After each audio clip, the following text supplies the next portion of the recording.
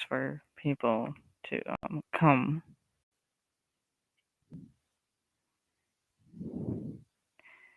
Okay, there we go. Here's what it should look like on my end. Okay, so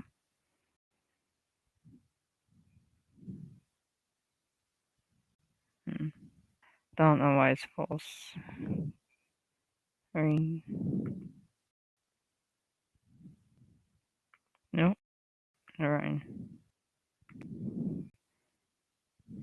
Here. Okay. Wait, no. Okay, here. This is the most full screen one. So, just gonna wait a bit longer. Let's see.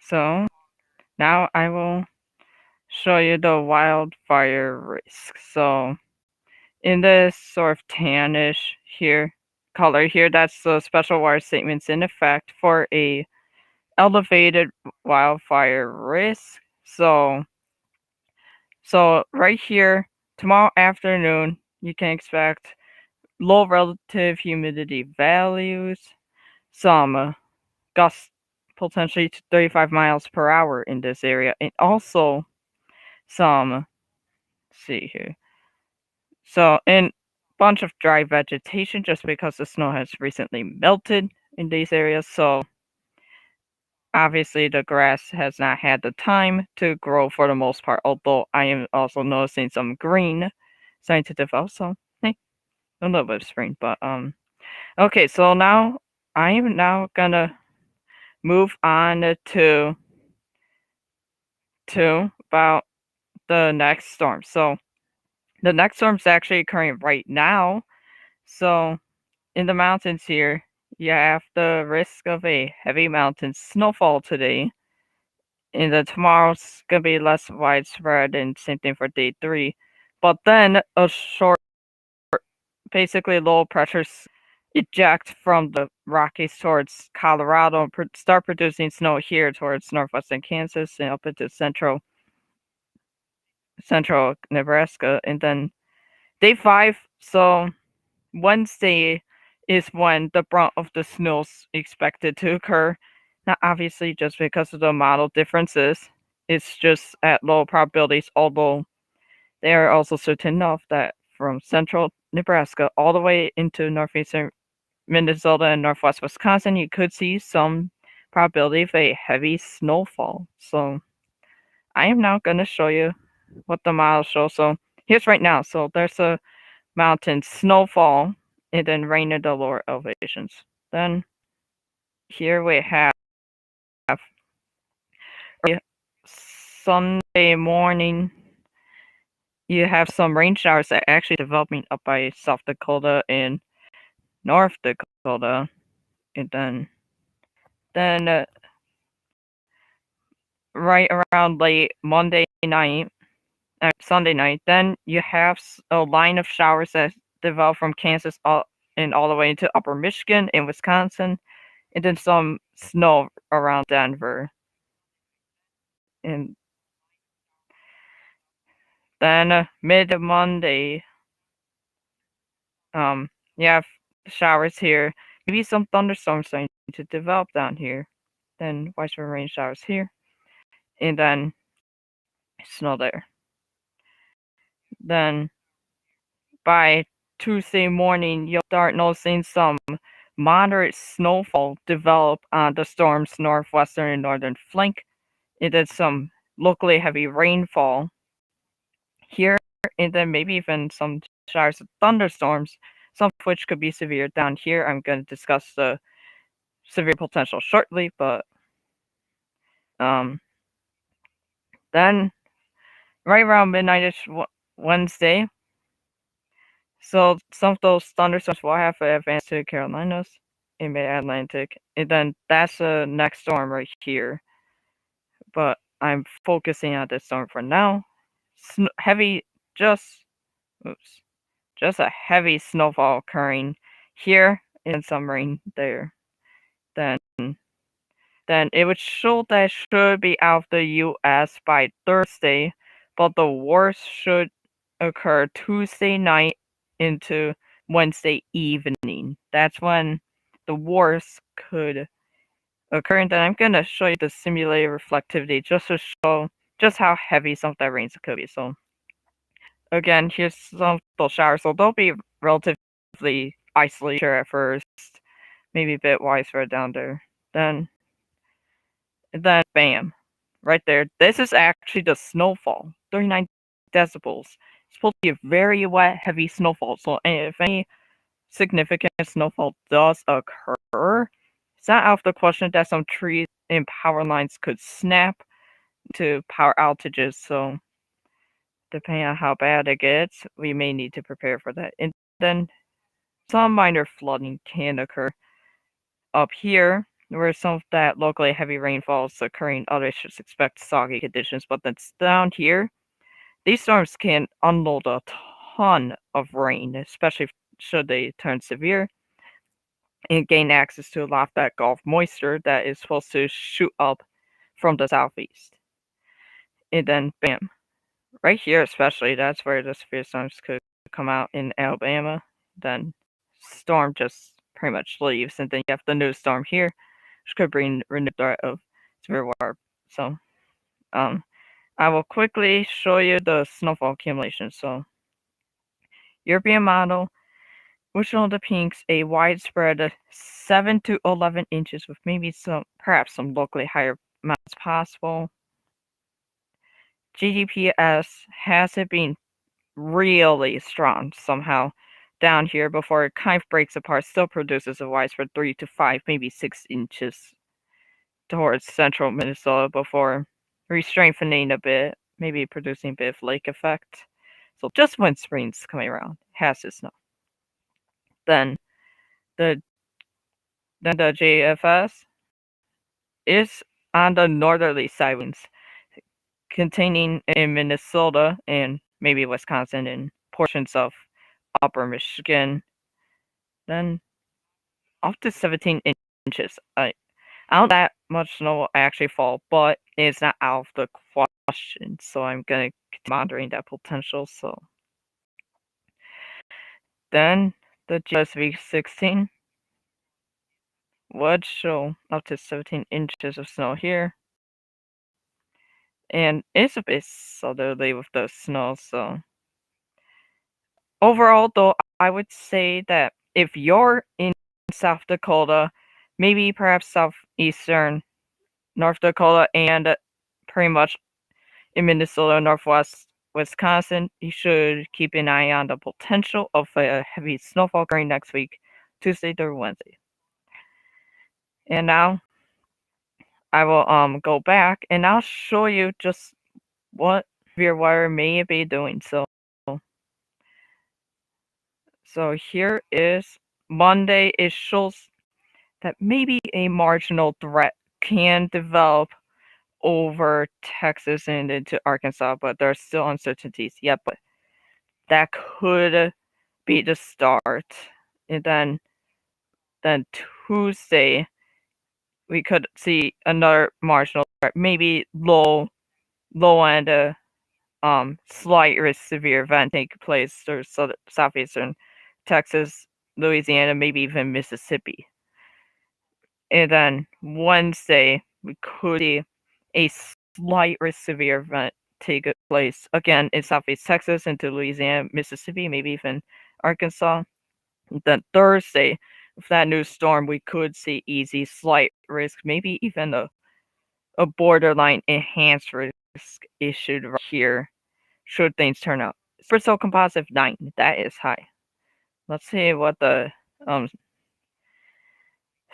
tornado. So it would show tornado threat, and then start sounding analog system, which basically takes historical records and matches them with what the model's showing. So supercell, significant in the non-severe, and then severe hail, 4 inches in diameter, yikes, into 3 inches in diameter.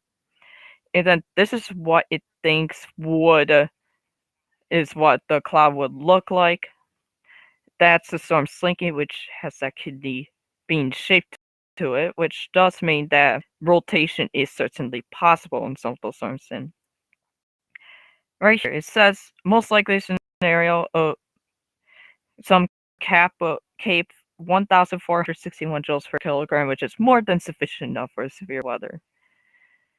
Shear could perhaps reach anywhere between 29 to 46 knots, and lapse rates are going to be pretty impressive. I mean, we're talking potential of long-lasting storms should this scenario turn true.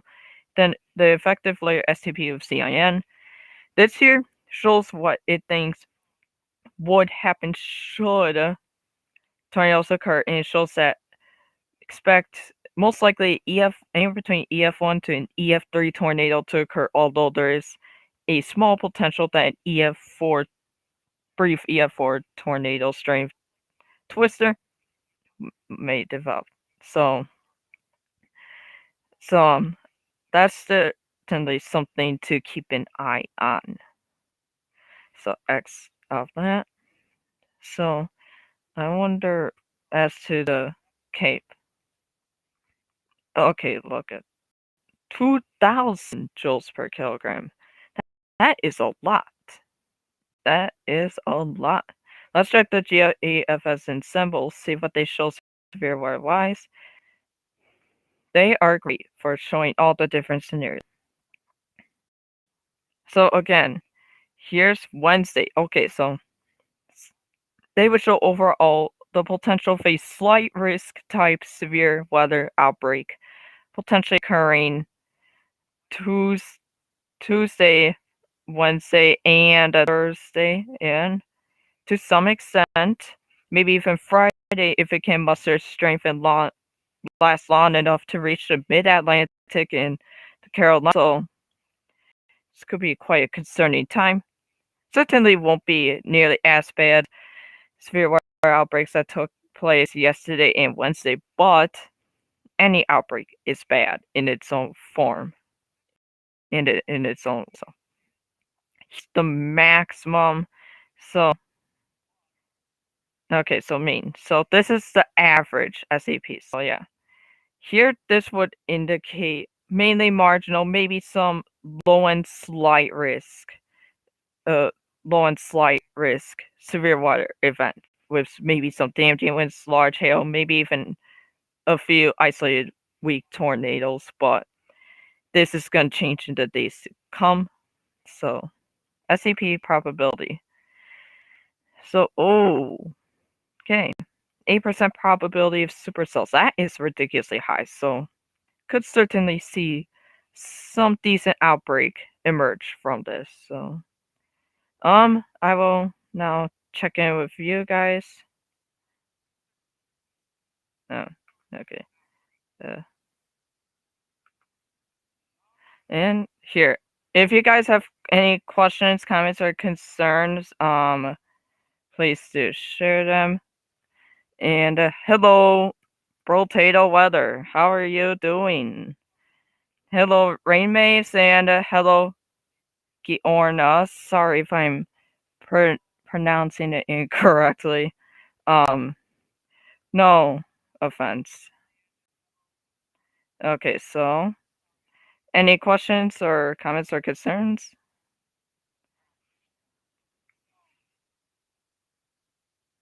Here. Okay, so Potato Weather says he is good. That's good news.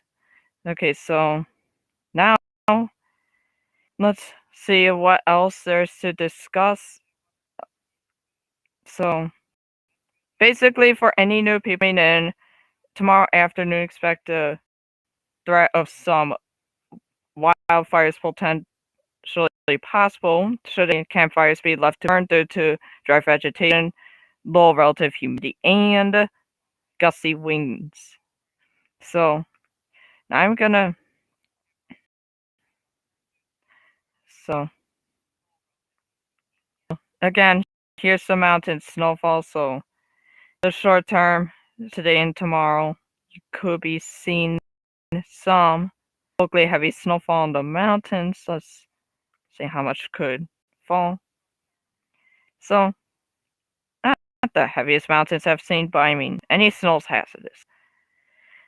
And, okay, so now let's look at the GFS and see what shows about the storm, and I will use it to see what it says about the snowfall. So, sorry, this is small, but there are 20 members, in which I don't know what is going on if it's well, member 20. It's just all over.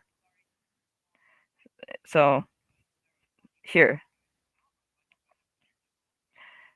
Okay, so yeah, here I'm gonna go to the Great Lakes. Okay, so there we have it. So this one's on the lighter side, saying mainly just inches, although some are on the heavier side. This one's pretty north with things. Then this one's a bit further to the south, and then this one overall. Okay, these ones are outliers, so that is way too far north. Like, I mean, can happen, but for now they'll be considered outliers. So, and this one may be just a tad bit too far to the west. So, overall, it would indicate the potential of a widespread 4+ inches of snow. So, this, and because it's gonna be wet, heavy snowfall, just some things I want to warn you about. Snowfall removal is gonna be harder, and it's gonna also could snap some tree branches, which could fall on power lines, effectively leading to power outages. So I may, just may, stream this live, but depends on. Oh wait, um, in which I will be gone most of the day tomorrow for a Quizwell tournament, and then also, okay, it will be. Thank you, Matt La Nina. Yes, I did hear that this summer will be warmer than normal, and yeah, 2011 I could see being pretty warm. So yeah, this summer could be warm, could be active, could certainly see quite a crazy summer. So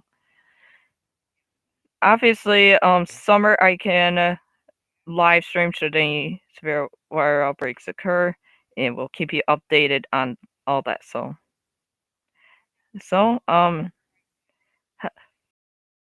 oh yeah, Adams County AS. How are you doing? Welcome, buddy.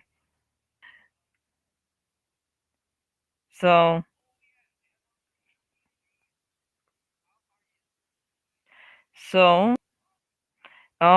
any questions? Is the stream fine? I can't really tell. Kind of seems a bit glitchy, but that could just be the internet. But I think it's fine for the most part.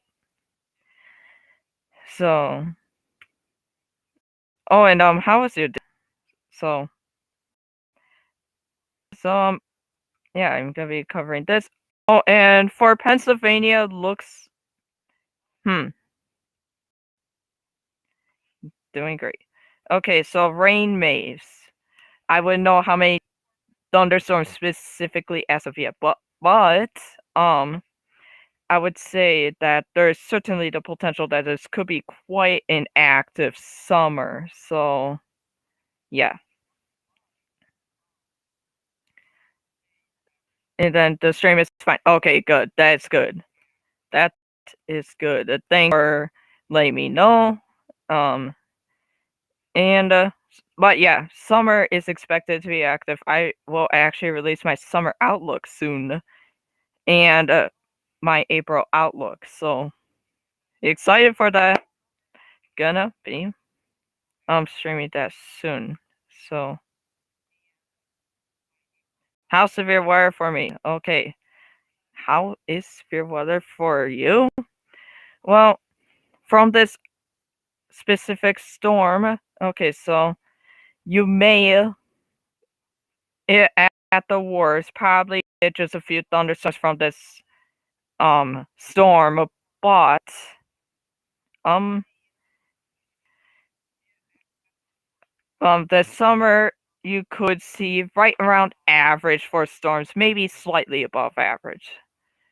So that's kind of a sneak peek, wink, wink. Okay, so now I'm gonna see what else. Okay, so also another thing I'm really curious about is how about the wind? Let's see here.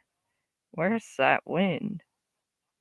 Wind 10 ATL wind here. Okay, so go back a bit. Back. Okay. So back. Okay, so yeah, looks like right as of right. Oh, uh, I would say depends on the model, but produce blizzard conditions or anything like that. Oh no. But it could certainly blow the snow around a bit and effectively lower visibilities. I think the UKMET is strongest with the wind, 24 knots. So this is right around the peak strength of the storm. So wow. That is not wind. Stop. That's temperature. Okay, so I would say for wind potential, there is certainly the potential of maybe some gusts to around 30 miles per hour, maybe 35 at the most. So certainly could see some snow below around it, probably cover up signs and power poles and whatever else they could stick onto. So I honestly don't know what else to cover for this storm for now. So that is gonna be the stream. Any other questions? Good. Is there any more snow? So, is there any more snow? Here. So, so you're in Pennsylvania. So I will, for now, just say that you should, still just be vigilant for maybe some isolated snow to occur. So, then I hope not. Do things similar to what you do on my meteorologist channel. That is good, Adams County EAS. Keep up the hard work. And also so I forgot what I was gonna say, but I was gonna say something. So that's gonna be the stream for tonight. Hope you did enjoy it. Hope you were informed.